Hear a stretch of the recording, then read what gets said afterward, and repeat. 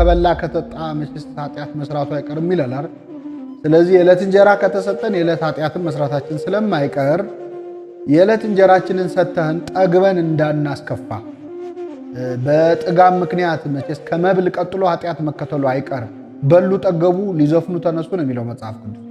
በሉ ጠገቡ ፈጣሪን ረሱ ነው የሚለው። ስለዚህ ከመብላት ከመጠጣት የዕለት እንጀራ ከማግኘታችን የተነሳ ጠግበን እንዳናስቀይም እግዚአብሔር ማን ነው እንዳልል ይላል ሰሎሞንም። እንጀራዬን ስጠኝ ድሃም ባለጠጋም አታድርገኝ እግዚአብሔር ማን ነው እንዳልል ወይ ደግሞ እንዳልሰርቅ ይላል። ስለዚህ ከረሃብም ከጥጋብም የሚመጣ ኃጢአት አለና የዕለት እንጀራችንን ከሰጠን ደግሞ ጠግበን እንዳናስቀይምህ በደላችንን ይቅር በለን። እግዚአብሔር ራሱ የምህረት ወይም የይቅርታ ባህር ነው። ባሕረ ምሕረት ይባላል እግዚአብሔር። የእግዚአብሔር የይቅርታ መጠን ከሰው ኃጢአት ጋር በፍጹም አይነጻጸርም። የእግዚአብሔር ምህረት እንደ ባህር ነው፣ የኛ ኃጢአት ደግሞ እንደ ደም ጠብታ። ለዚህ ነው ንጉሥ ዳዊት በሕይወት ዘመኑ አንድ ጥልቅ ጸሎት ጸልዮአል። ያለቀሰበት ጸሎት 50ኛው የዳዊት መዝሙር ማለት ነው። በዚያ ጸሎት ላይ ምንድን ያለው? አቤቱ እንደ ቸርነትህ መጠን ማረኝ፣ እንደ ይቅርታህም ብዛት መተላለፌን ደምስሳ። ይቅርታ የሌለው ኃጢአት የለም፣ ንስሐ የሌለው ኃጢአት የለም፣ መንፈስ ቅዱስን የሰደበ ስርየት የለውም የሚለውን ቅዱስ ዮሐንስ አፈወርቅ ንስሐ ያልገባ ብሎ ተርጉሞታል። ንስሐ ካልገባን ስርየት የለንም ይቅር በለን ካላልና በደላችንን ይቅር በለን ብለን የምንለምነው ለዚህ ነው። በየዕለቱ ነው የጸሎት እንግዲህ በየቀኑ የምንጸልየው ጸሎት ላይ በደላችን ይቅር በለን እንድንል የፈቀደልን እንደምንበድል ስላወቀ ነው።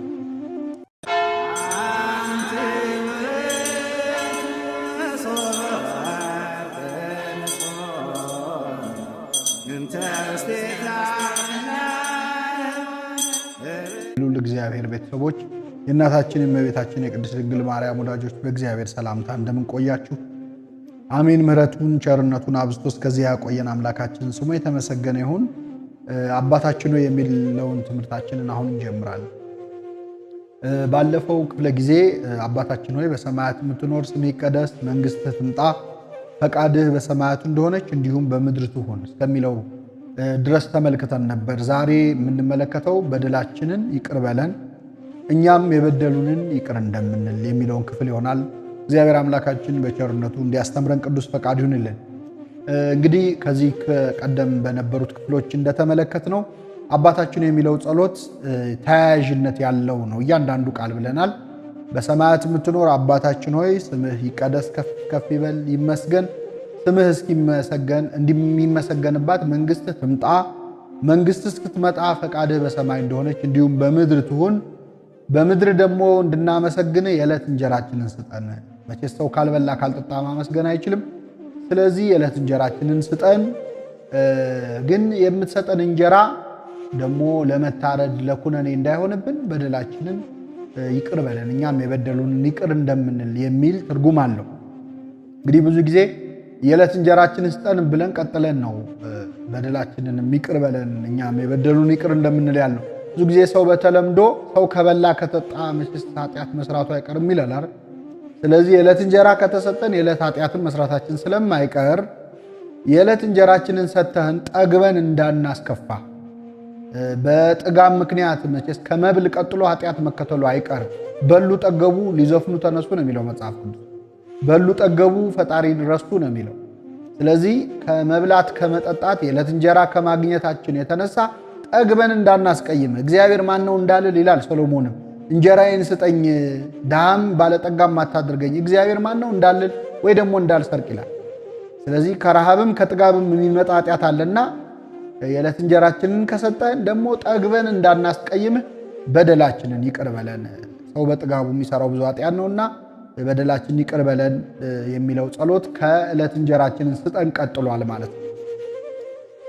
እንግዲህ በእውነት ይህ ጸሎት በጣም ከአባታችን ሆይ በጣም ከባዱ ክፍል ነው።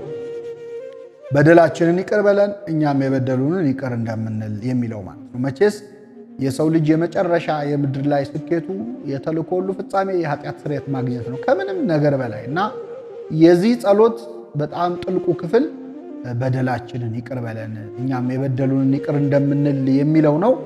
ህድግ ለነ አበሳነ እንደውም በደላችንን ተውልን ነው በግዕዙ የሚለው ተውልን። ይቅር በለን ብቻ ሳይሆን ተውልን፣ በቃ እርሳልን አይነት አያያዝ ያለው ጸሎት ነው። አበሳነ ወጌጋየነ በግዕዙ አበሳነ ወጌጋየነ እንግዲህ ሁለት ነገሮች ፍጹም የሚል ትርጉም ይኖራቸዋል ተከታትለው ሲመጡ በግዕዙ። ሌላው ግን አበሳና ጌጋይ የሚለውን ለትልቅና ለትንሽ ኃጢአት፣ ትንሹንም ኃጢአት ትልቁንም ኃጢአት፣ በመርገም የመጣውንም ኃጢአት ደግሞ ታናሹንም ኃጢአት ይቅር በለን ማለት ነው። እንደየዘመኑ ይህንን ትርጓሜ ሰጥተውታል አባቶቻችን። እንግዲህ እግዚአብሔር ይቅር ባይ ነው። በደላችንን ይቅር በለን የሚለውን ቃል ለእግዚአብሔር ስንናገር እግዚአብሔር ይቅር ባይ አምላክ መሆኑን ከማመን የመነጨ ነው።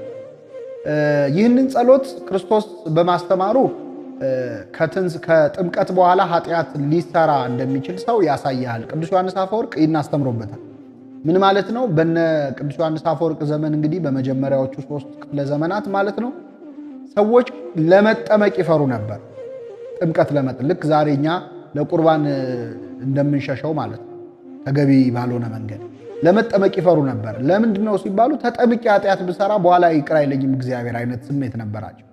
ቅዱስ ዮሐንስ አፈወርቅ ግን የተጠመቀ ሰው ኃጢአት ሊሰራ እንደሚችል ማስረጃ አድርጎ የጠቀሰው አባታችን ሆይ የሚለው ጸሎት ለተጠመቁ ብቻ ነው የሚሆነው። ምክንያቱም አባቴ የምትለው እግዚአብሔር በጥምቀት ልጅነት ስታገኝ፣ ስለዚህ በጥምቀት ልጅነት ያገኙ ሰዎች ኃጢአት እንደሚሰሩ አውቆ እግዚአብሔር አባታችን ሆይ በሉኝ ካለ በኋላ በደላችን ይቅር በለን በሉኝ ብለዋል።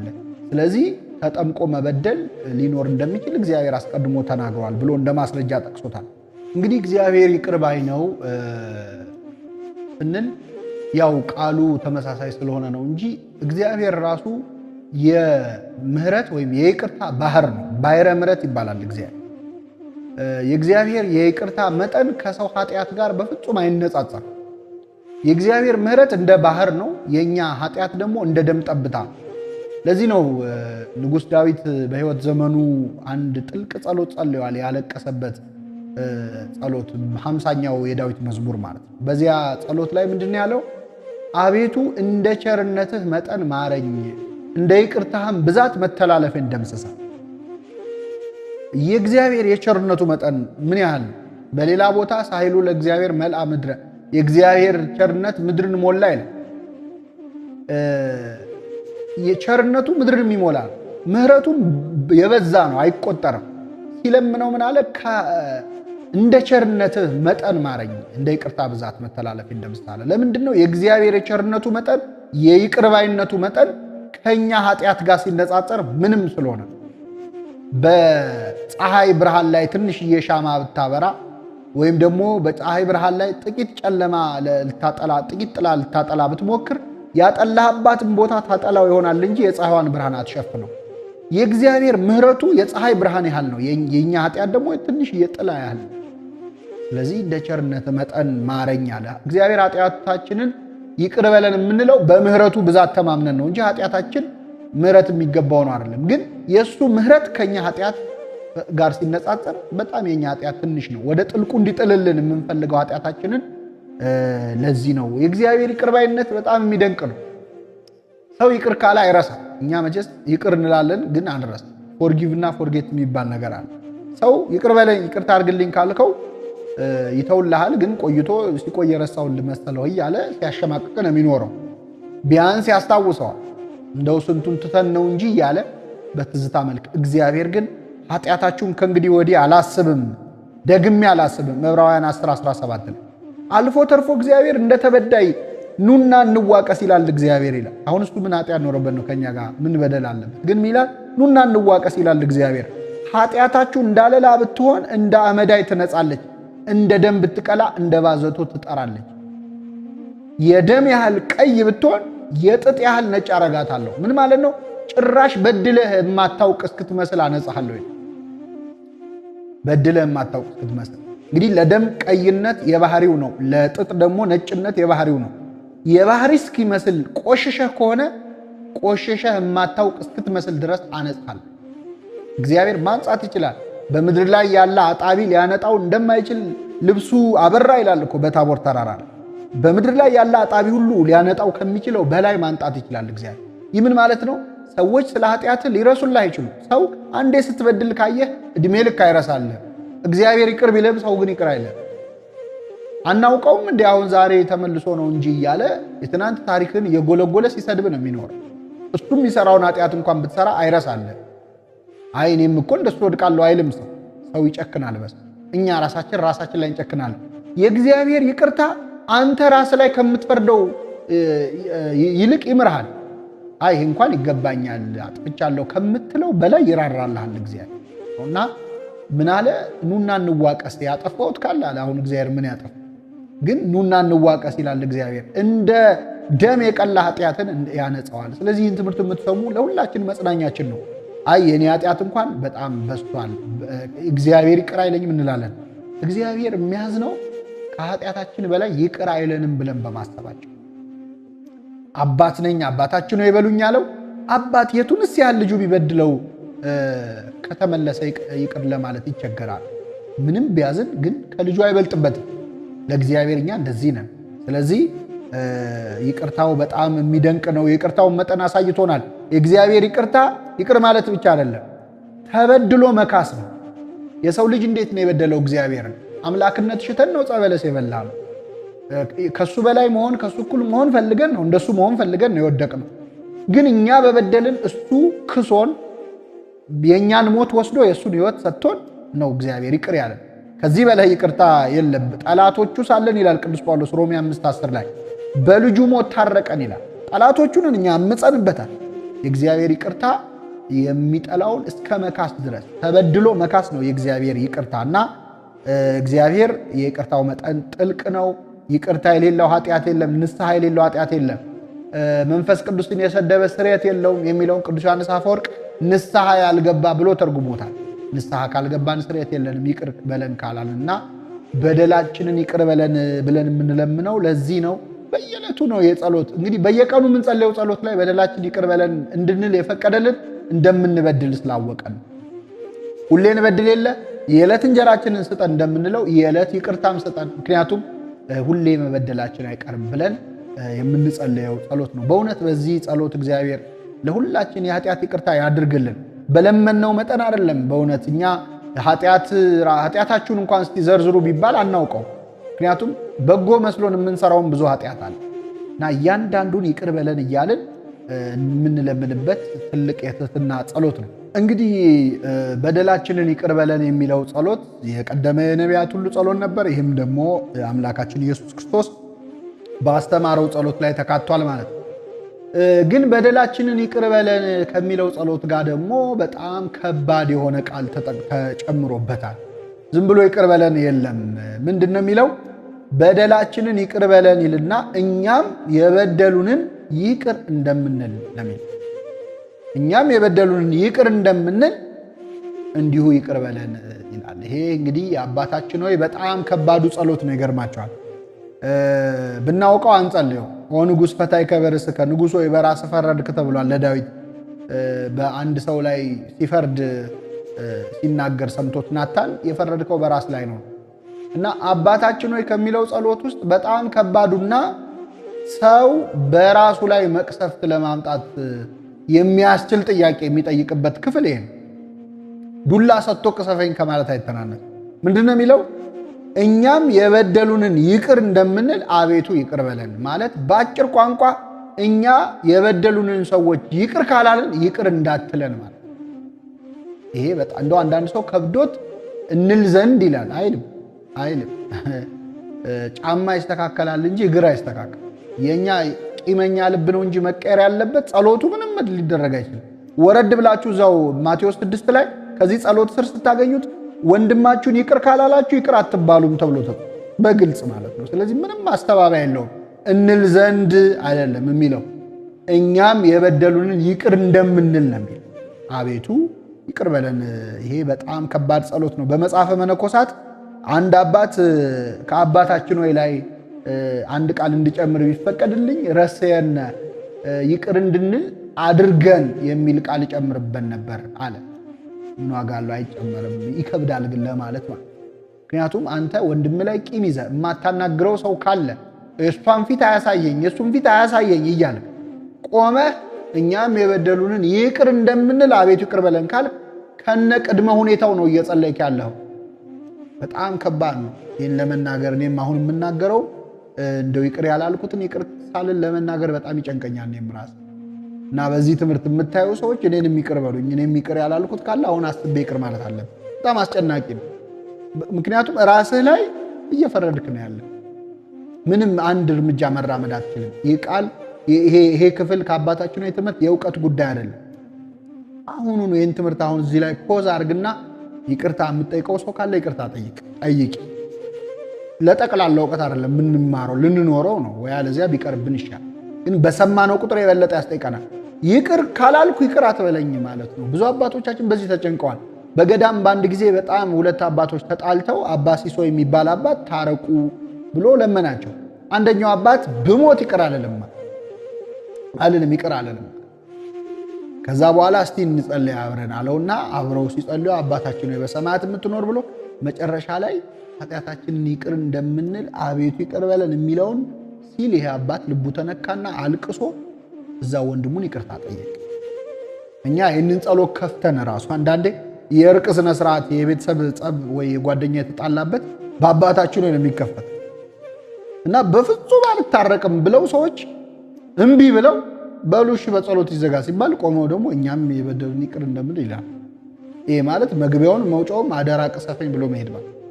ስለዚህ ይቅር ያላልነው ሰው ካለ ይቅር ማለት ያስፈልጋል። እኔ እኮ አንዳንዴ አሁን ችግሩ ይቅርታ ማድረግ ማለት መንገድ ላይ ስትሄድ የገፈተረን ሰው ይቅርታ እሱ አይደለም። እሱ ማንም ይለዋል። የሆነ አምረን የምንጠላው ሰው የለም እንደው ስሙ ሲነሳ የእሱ ነገር በቃ እሱን ነው ይቅር በሉ የተባለ። ምን ላርግ እኔ ብዙ ታገስኩኝ አንዴ ሁለቴ፣ ግን ትዕግስት ፍራቻ እየመሰላት የበለጠ እየባሰበት ነው የመጣው አሉ ብዙ ኤክስኪውዞች የምናቀርባቸው። እንዲህ ስለሆነ ነው እሱን ዘለ ይቅር በል የተባለ። በጣም ከባድ ነው። እነዚህ ጥቅሶቻቸው ለሰዎች ኃጢአታቸውን ይቅር ብትሉ የሰማይ አባታችሁ እናንተን ይቅር ይላችኋል። ለሰዎች ኃጢአታቸውን ይቅር ባትሉ አባታችሁ ኃጢአታችሁን ይቅር አይላችሁ። የሚምሩ ብፁዓን ናቸው ይማራሉና ይላል። ስለዚህ በጣም ከባድ ነው። ስለዚህ እኔ አንዳንድ ሰው ደግሞ በዛ አንዴ ይቅር አልኩት፣ ሁለቴ ይቅር አልኩት፣ ሶስቴ ከዚህ በላይ ምን አለ ይላል። ጠየቀው እኮ ቅዱስ ጴጥሮስ ወንድሜ ቢበድለኝ ስንት ጊዜ ልተውለት? 7 ጊዜ ነውና አለ። አይደለም 7 ጊዜ 70 ነው። ይሄ ማለት ካልኩሌተር አምጥታ 490 እንድትል እሱ አይደለም። በቃ ፍጹም ማለት ነው። እስመ ሁልቆ ሳበ በኀበ ዕብራውያን ፍጹም ውእቱ ይላል። ፍጹም ይቅር በለው። በአጭር ቃል ግን ወንድሜን ምን ያህል ይቅር ልበለው የሚል ጥያቄ ካለ ባጭሩ አንተን እግዚአብሔር ይቅር እንዲልህ የምትፈልገውን ያህል ይቅር በለው። አይ ከዚህ በላይ ይቅር አልለውም ካልክ እግዚአብሔርም ከዚህ በላይ ይቅር አይልህም። ስለዚህ ይቅርታን ፈላጊ ሆነን መጨካከን የለብንም። በወንጌል ክርስቶስ ምን አለ? አንድ ሰው ዕዳ ነበረበት። ያንን ዕዳ ክፈል ብሎ ጌታው ሲያስጨንቀው እባክህ ማረኝ፣ ጊዜ ስጠኝ ሰርቼ ልክፈል አለ። ተሰርቶ የማይከፈል ብዙ ዕዳ ነው ግን የነበረበት። እሺ ብሎ ማረው። ተምሮ ሲወጣ ግን ሌላ ሰው አገኘ። ሲያገኝ በጣም ትንሽ ዕዳ ነው ያለበት። ያ ሰው አንቆ እስር ቤት ወረወረው ይላል። ለምን አልከፈልከኝም ብሎ። እሱ እኮ ይቅርታ አግኝቶ ነው የወጣው። ተመልከቱ። እሱ ተሰርቶ የማይከፈል ዕዳ ይቅር ተብሎ ወጥቶ ትንሿን ዕዳ ሰርቶ እንኳን እንዳይከፍለው እስር ቤት ወረወረው ሌላኛውን ወንድሙ። ይህን የሰማው ጌታ ቀጣው ይላል። ወረወረው፣ ልቅሶና ጥርሶ ማፋጨት ወዳለበት። ይህ ምን ማለት ነው? እግዚአብሔር ትልቅ ኃጢአት ይቅር ብሎን እኛ ትንሽ ነገር ይቅር አንልም ሰዎች። አንድ ቀን እንዲህ ብላኛለች እንዲህ ብሎኛል ብለን እኛ እኮ በግብር የሰራ ነው በጣም ብዙ ይቅር ያለን ኃጢአት አለ። እግዚአብሔር ብዙ ኃጢአት አለ። ያንን እግዚአብሔር ትቶልን እኛ ግን በንግግር ገላመጠችኝ፣ እንዲህ ያለኝ፣ ስሜን አጠፋ፣ ምን እንዲህ ብለን ለዕድሜ ልክ የምንጸየፈው ማናናግረው እና ይሄ አባታችን ሆይ ውስጥ ያለው ቃል በጣም ከባድ ጸሎት ነው። ቅዱሳን ራሱ በቅተው ይቅርታ ካላረጉ ግን በቃ ብቃታ ጸሎታቸው ሁሉ ገደል ይገባል። አንድ አባት ይገርማቸዋል ብቃት ላይ ነበሩና እንግዲህ ቅዱሳን ሲበቁ ተፈጥሮ ይታዘዝላቸው ማለት ደመና ይጠቅሳሉ፣ ፀሐይ ያቆማሉ እንደነ ኢያሱ፣ ዝናብ ያዘንባሉ፣ ዝናብ ይለጉማሉ እንደነ ኤልያስ፣ የፈለጉትን ተአምር ወደ ማድረግ ይመጣሉ። አንድ አባት ተፈጥሮ እስኪታዘዝላቸው ድረስ በቅተው ነበርና ገዳም ውስጥ ቁጭ ብለው አንድ ሰው ሊጠይቃቸው መጣ። ድሮ ዓለም ላይ ያሉ ከምናኔ በፊት የሚያውቃቸው ማለት ነው። እና መጣና እንዴት ኖት አባቴ እንደው በእውነት በረከቱ ይደርብኝ ብሎ ጸሎታቸውን ተቀብሎ ስለ ድሮ ነገር ያወራቸው ጀመር። እና አለን አይደል ገዳም ሄደን የአባቶችና የሸሿትን ዓለም እየጎተትን የምንስምባቸው አለን። አንዳንዴ ስልክ ሰተን ከተማ ሲመጡ ይደውሉልኝ ብለን ደህና አርፎ የተቀመጡትን መነኮሳት ምን በጠብጣለን። እና ይህም ሰው ሄዶ የድሮ ትዝታ እያለ ያወራቸዋል። መጨረሻ ላይ ትዝ ይሎታል ግን እንደው አንድ ሰውዬ እህቶትን ደፍሮ ታናሽ እህቶትን ገለዋለሁ ብለው ሲያባሩት ያ ሰው ነበርና ትዝ አሉት። እንደው አሁን ቢመጣ ጥሩ ነበር፣ እንደው ይቅርታ ያደርጉለት ነበር ሲል እኔ አሉ ያን እህቴን የደፈረውን ባገኘው አልምረውም፣ መሬት ተሰንጥቃ ተዋጠኝ ብለው ሲምሉ መሬት ተሰንጥቃ ዋጠቻል። ምክንያቱም ተፈጥሮ ይታዘዝላቸዋል ብለናል፣ በቅተዋልና ሞቱ ይባላል። ይሄ ምንድነው? እስከ ቅድስና ደርሰህም ይቅርታ ከሌለ ቂም ካለብህ ይጎዳል። ቂም አንዳንዴ ሰዎች ላይ ቂም ይዘን እነሱን የጎዳን ይመስላል። አይደለም። ማን ነው? ኔልሰን ማንዴላ ታላቁ ሰው አንድ ትልቅ ነገር የጻፈው አለ። ቂም መያዝ ማለት ጓደኛህን ለመጉዳት ብለህ መርዝ መጠጣት ማለት። እሱ ቅጥል ይበል ብለህ አንተ መርዝ አጠጣ። ብዙ ሰዎች አላችሁ እንደዚህ መርዝ እየጠጣችሁ ያላችሁ፣ እየጠጣን ያለን ብዙ ነን። ሌላውን ጎዳን ብለን ማለት በፍጹም አላናገራትም እያለን ግን እንቅልፍ እናጣለን በጥላቻ። ይቅርታ ስታደርግ ለጊዜው ያማል፣ በዛ ግን እረፍት ነው፣ ሰላም ታገኝ እና በእውነት በጣም ከባድ ቢሆንም ግን ትልቅ ጸሎት ነው። ክርስቶስ መስቀል ላይ የጸለየው ጸሎት የሚያደርጉትን አያውቁምና ይቅር። ገና ችንካሩ ሚስማሩ ከእጁ ሳይወጣ እኮ ቆይቶ አይደለም። እኛ አልፏል ሆዲፍ ጆ ብለን ነው አይደል? እሱ ግን ገና ሚስማሩ ሳይወጣ የሚያደርጉትን አያውቁምና ይቅር በላቸው አለ እና ይሄ ትልቅ ጸሎት ነው። ሰማዕታት ሁሉንም ብታዩ እነ ቅዱስ እስጢፋኖስም ይቅር በላቸው ነው ያለው። ለምን መሰላችሁ? ቂም ይዘው ለምሳሌ እነ ቅድስት አርሴማ እነ ቅዱስ ጊዮርጊስ የሚገሏቸውን ሰዎች እንደው የእናንተን መጨረሻ ያሳየ የሲኦል መቆስቆሻ ያርጋችሁ እግዚአብሔር ብለው ተራግመው ቢሞቱ ሰማዕትነታቸው ዋጋ ያጣል። ሰውነቴን አሳልፌ ለእሳት ለስለት ብሰጥ ፍቅር ግን ከሌለኝ ከንቱ ነኝ ተብሎ። ስለዚህ ሰማዕትነታቸው ዋጋ እንዳያጣ ሲሉ ይቅር በላቸው ይላሉ። እነ ቅድስት መሪና ልትሰዋ ስትል በጸለየችው ጸሎት ወታደሮቹ ልባቸው ተነክቶ አልቅሰው ክርስቲያን ሆነው ከዚህ ድረስ ነው እና ሰማዕትነትን ዋጋ የሚያሳጣ ነው። በእውነት ይቅር ለማለት እግዚአብሔር ይቅር የሚል ልቡና ለሁላችን ያድለን። በበደልነው ብቻ ሳይሆን በተበደልነው እንኮነናለን። ሰዎች በድለውን ያስኮንኑናል። በምድር ከበደሉን በላይ ቂም በማስያዛቸው ምክንያት ይበድሉናል እና እኛም የበደሉንን ይቅር እንደምንል አቤቱ ይቅር በለን ማለት ይሄ ነው። እኔ ይቅርታ ሳረግለት አልሰማ ካለ እሱ እግዚአብሔር የሚጠይቀው ያንተን ብቻ ነው። ቢቻላችሁስ በእናንተ በኩል ከሰው ሁሉ ጋር በሰላም ኑሩ ተብሎ ተጽፏል። መጽሐፍ ቅዱስ ይቅር በል ብቻ አይልም። ይገርማቸዋል። ጭራሽ ውደደው ደግሞ ይላል። ይሄ ከባድ ነው። አንዳንዴ ይቅርታ አድርጌላታለሁ አይኗን ግን ማየት አልፈልግም ይላል። አንዳንዴ አይ ወንጌሉ ግን ይላል ጠላቶቻችሁን ውደዱ። ማድረግ ቢያቅተን ቢያንስ እንመነው። አሁን ይሄ ሲባል አሁን ይሄ እንዴት ይቻላል? የማይሆን ነገር እጭ ብሎ ሰው ይቶ አይደለም። ቢያንስ እስቲ እንመነው። ማድረግ አቅቶናል፣ ግን እንደው ይሄ ነው እግዚአብሔር ያለው ይሄን ነው ብንል ጥሩ ነው። እግዚአብሔር በበደላችን አልጠላንም። ስለዚህ የበደሉንን ይቅር እንላለን። ከዛ ውደደው ይላል። ቢራባ ብለው ቢጠማ አጠጣው። ከመትኩኑ ውሉደ ለአቡክሙ ዘበሰማይ፣ ለሰማይ አባታችሁ ልጆች ከሆናችሁ አባታችሁ ነው ይብላችሁ ከጸለያችሁ ለጠላት መልካም አድርጉ ይላል። ቅዱስ ዮሐንስ አፈወርቅ ደግሞ ጠላትን ማጥፋት ከፈለክ እኔ ልንገር መፍትሄውን ይላል። ወዳጅ አድርገው። ጠላት እንዳይኖር ከፈለክ ወዳጅ አድርገው ይላልና ይህ ትልቅ ጸሎት ነው። አባታችን ሆይ በደላችንን ይቅር በለን እኛም የበደሉንን ይቅር እንደምንል። ይህንን ጸሎት ከሰው ጋር ተጣልተ እንዴት ትጸልየዋለህ? ቢቀርብ ይሻላል። አታስፈርድ ራስህ ላይ። አይ እንዲህ ከሆነ ጸሎቱ ይቅር አይደለም። ስህተት በስህተት አይታረምም። ጸሎቱን ሳይሆን ቂሙን አርመው ማለት ነው። እና ይህን ትምህርት የሰማችሁ ሰዎች መቼስ ሁላችንም አናጣም። የሆነ የምንቀየመው ሰው፣ የምናኮርፈው ሰው፣ ስነ ቃሉም ምናምን ደግሞ በቃ ግጥማችንም ምንም ጥቃት አልወድም ምናምን እያልን አይደለም የምንፎክረው። ግን ጥቃት ተቀብሎ ነው አምላካችን መከራ ተቀብሎ ነው ያዳነን። ክርስቲያን ከሆንክ እንግዲህ ሕጉን ይህንን የሚለው ወንጌሉ ይህንን የሚለው የፍቅር ሕግ ነውና ይህንን ትምህርት የሰማችሁ ሰዎች እስከዚህ ደቂቃ ከጨረሳችሁትም እስቲ አንድ ይቅርታ ሳታረጉለት ተቀይማችሁ የቀራችሁት አይኑን አያሳየኝ ያላችሁትን ሰው አስታውሱና ይቅርታ ጠይቁ። እኔም እጠይቃለሁ። የሰማነውን በልቡናችን